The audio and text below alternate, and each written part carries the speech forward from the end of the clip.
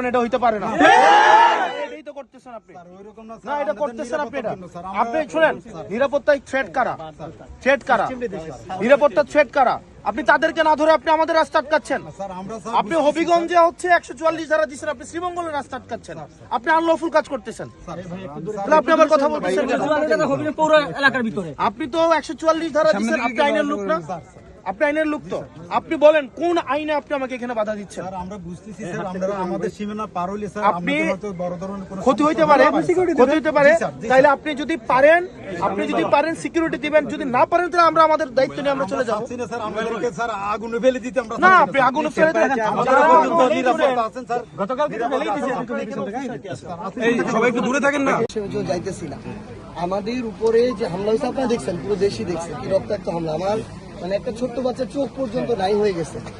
আমরা এটার প্রতিবাদ জানাইতে যাইতেছি এবং আমাদের একটা মামলাও করতে হবে আসলে, কারণ এখন পর্যন্ত একজনকে গ্রেফতার করা হয়নি। তাহলে এখানে তো প্রশাসনকে সরকার ব্যবহার করতেছে, ছাত্র দলের দেখে গ্রেফতার করা হয়েছে। ওনাকে একটু বলেন, উনি মনে হয় সীমানা পর্যন্ত যায়, আপনারা ওই পর্যন্ত ওই পর্যন্ত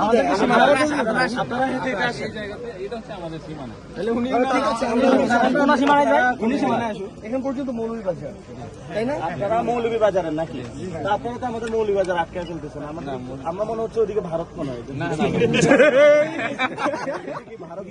আমাদের আটকালে তো আটকাই না। ভাই আমরা শেষ দিকে পৌরসভায় দেয়া। আচ্ছা, আমরা তাহলে রওনা দিয়েছি নাকি? এখন আপনাদের পুলিশ মহোদয়ের সাথে কথা বলি, আপনারা মামলার জন্য কারণ ওইখানে ওই যে সিকিউরিটি সেট আছে। আর আপনার যদি মামলার জন্য যান, ওই যে এসপি হবিগঞ্জ স্যার ওই যে সামনে আছে, বেশি দূরে ফোন করে উনি ওনার টিম নিয়ে আপনাদেরকে নিয়ে আমাদের জায়গাটা বিএনপি সরকার, তারা এখন সরকারকে দিয়ে প্রশাসনকে আবার আওয়ামী লীগের মতো ব্যবহার করবে।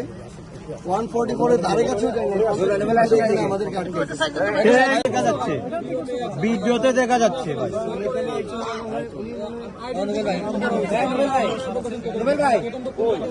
অনেক কথা বলে ওই নোবেল ভাই, নোবেল